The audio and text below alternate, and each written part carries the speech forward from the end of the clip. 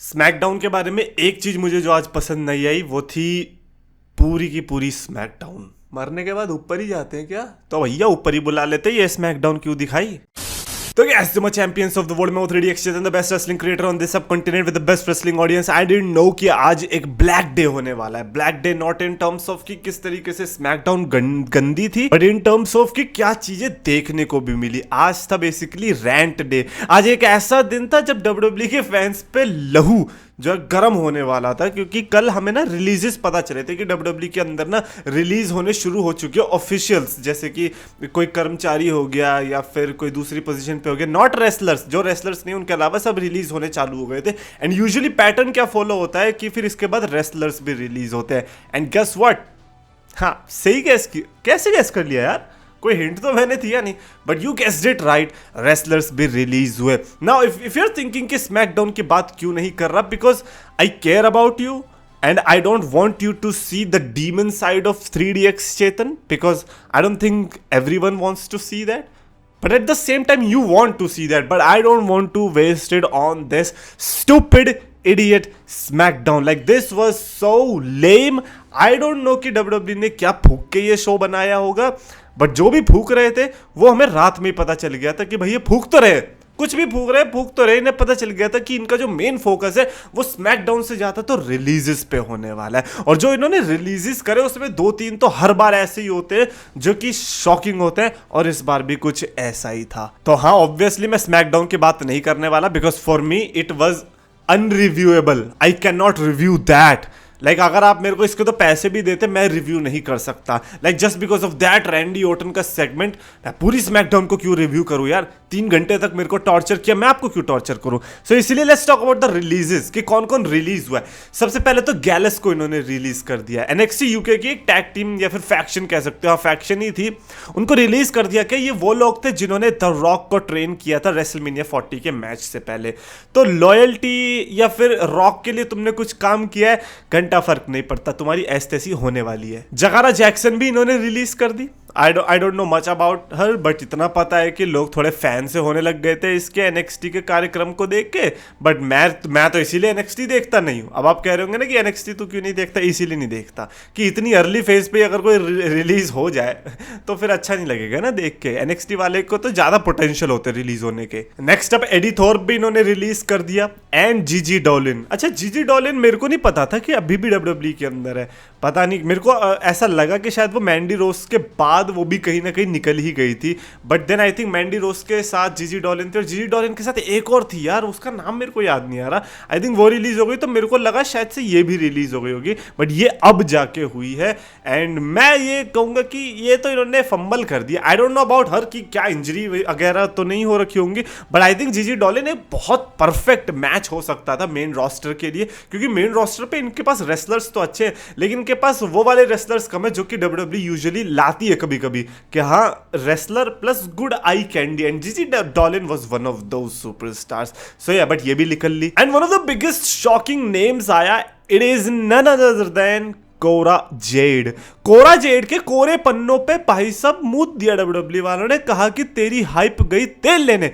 मेरे को लगता है दो सुपरस्टार है जिनकी हाइप चल रही थी, रॉक्सेन एंड कोरा जेड। वुमेन्स के डिवीजन में जितना मेरे को सुनाई देता था, इनके तो मैचेस भी मैंने देखे हुए थे, बिकॉज इनकी इतनी हाइप थी। दे वर बीइंग कंसिडर्ड कि हाँ यार, अगर बेकी, साशा और शार्लेट, बेली, आस्का, बियांका, इनके लेवल पे अगर कोई जा सकते नेक्स्ट बंदे, इनफैक्ट एजे ली, इन सब के लेवल पे कोई जा सकता है, then these were these two superstars कि हाँ कोरा जेड एंड रॉक्सेन। तो रॉक्सेन का तो ऐसा लगा ना रॉ में उसने अच्छा खासा अपना जमा लिया है, लेकिन कोरा जेड के साथ क्या हुआ। इमेजिन जॉन सीना और रैंडी ऑर्टन अच्छा खासा इनका चल रहा है, और उसमें से रैंडी ऑर्टन को रिलीज कर दे, कैसा लगेगा।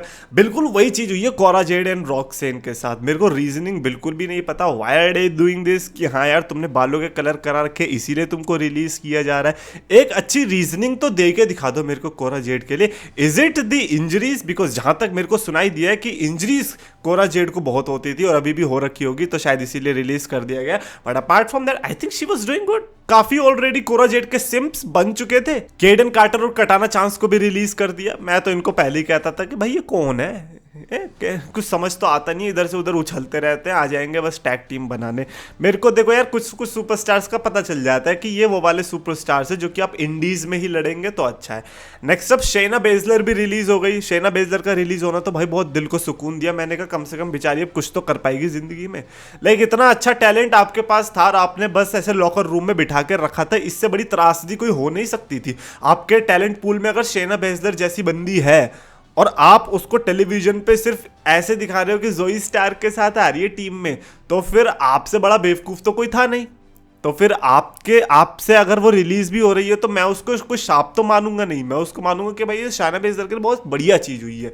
आप जाओ बाहर जाके, आप बाहर जाके कुछ मत करो। आई थिंक वो बेटर होगा than doing anything in WWE. उसी के साथ साथ ईओ स्काई की डकोटा काय भी रिलीज हो गई। Yup, Dakota Kai has been gone from WWE कि यार ये तो बार बार इंजर्ड ही हो जाती है, इसको भी निकाल देते हैं।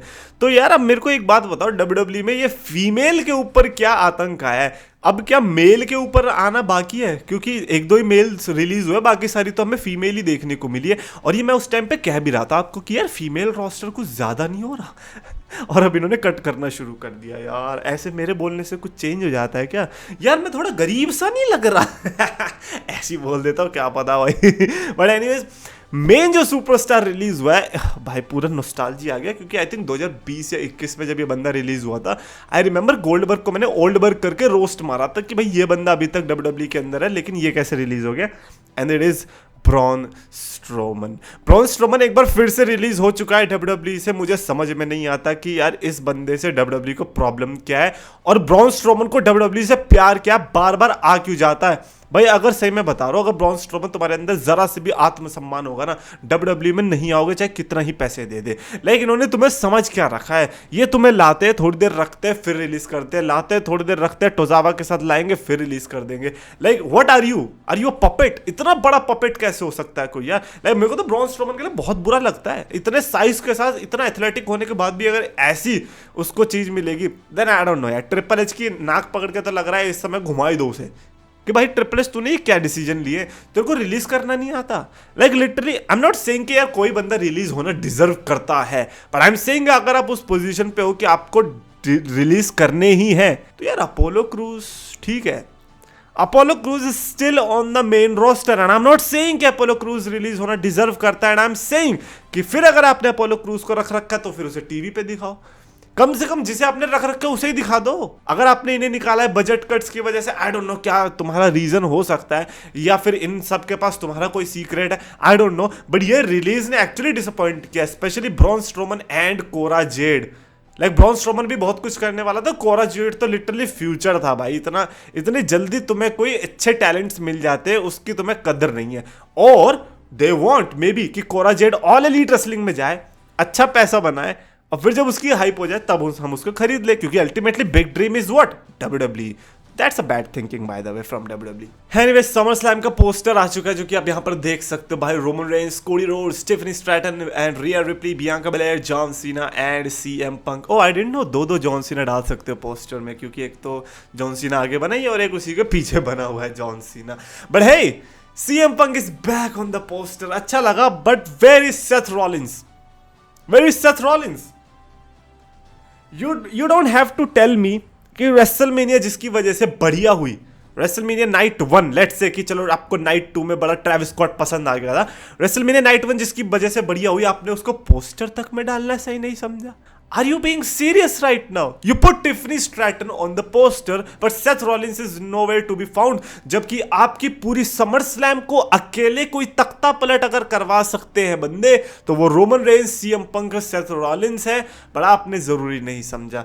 अगर आप ये कह रहे हो कि ये अभी अर्ली प्रमोशनल पोस्टर है और हमें जो मेन पोस्टर आएगा उसमें सिर्फ सेथ रॉलिंस देखने को मिलेगा, देन लेट इट बी। फिर तो ठीक है भाई Seth Rollins after all summer slam से ही तो बना है।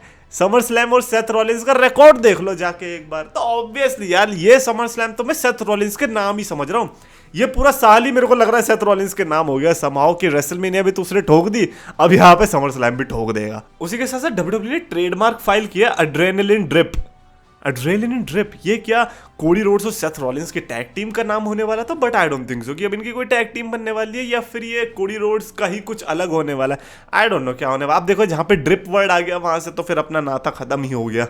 लाइक ड्रिप और मेरा क्या ही नाता। अच्छा, इस बार क्राउन ज्वेल पर्थ में होने वाली है। लेट्स गो, ऑस्ट्रेलिया जा रही है WWE। Not just that, like उसकी पहले की स्मैकडाउन और उसके बाद की रॉ जो होने वाली है, वो तीनों के तीनों शोज मिलके ऑस्ट्रेलिया से देखने को मिलेंगे। 11 अक्टूबर को हमें क्राउन ज्वेल देखने को मिलेगी। So it's going to be interesting. मेरे को ऑस्ट्रेलिया सम रीजन ठीक ही लगता है कि हाँ, हमने जो उस टाइम पे एलिमिनेशन चेंबर देखी थी जब रिया ओ तभी नाया जैक्स आई है यार, ये फिर जीतेगी चैंपियनशिप यार। ये ऑस्ट्रेलियन लोगों को कोई रोको जल्दी क्राउन ज्वेल आने से पहले, वरना ये लोग तबाही मचा। इसका मतलब रिया रिप्ली भी टाइटल जीतने वाली। शिट, क्या होने वाला है इस दुनिया के अंदर यार। ये गंदा भी है कहीं ना कहीं देखा जाए तो, है ना। शो के आने से पहले हम प्रेडिक्ट कर सकते हैं कि कौन सा बंदा टॉप पे आने वाला है। That is bad. And finally can we just talk about this Drew McIntyre, Jacob Fatu and Damian Priest and LA Knight के बीच हमें फेटल 4-वे मैच देखने को मिलेगा for the United States championship. At least SmackDown से अगर कोई अच्छी चीज निकल के आई तो वो यही थी, एक रैंडी ऑर्टन का प्रोमो और एक ये वाला कि हाँ, हमें ये पता चल गया कि चलो इनके बीच फेटल 4-वे देखने को मिलेगा। और यही हम चाह भी रहे थे कि हाँ, ये पहले से ये रेसलमेनिया से होता। बट आई थिंक बिल्ड बड़ा ऑर्गेनिक लगा मेरे को। And to see Drew McIntyre in this mix is very disheartening. But at the same time भाई, तुम्हें कोई भी टाइटल मिले ले लो, अभी के लिए तो ले लो, और 5 मिनट से ज्यादा होल्ड रख लेना, हम बस इसी की दुआ करेंगे। तो ऑब्वियसली यहाँ पे मेरी प्रिडिक्शन मैकिंटायर रहने वाली है। बट चाचा, ये सिंगल्स मैच नहीं है, तो मैकिंटायर के जीतने के चांसेस उतने ही हैं जितने इस समय पर मेरे चांद पे पैर रखने के। Anyways that's it for this video. Definitely comments में आप अपने थॉट्स लिख के बताना रिगार्डिंग द रिलीजेस। और अगर आपको वीडियो पसंद आए तो प्लीज लाइक करो, शेयर करो, चैनल को सब्सक्राइब करो।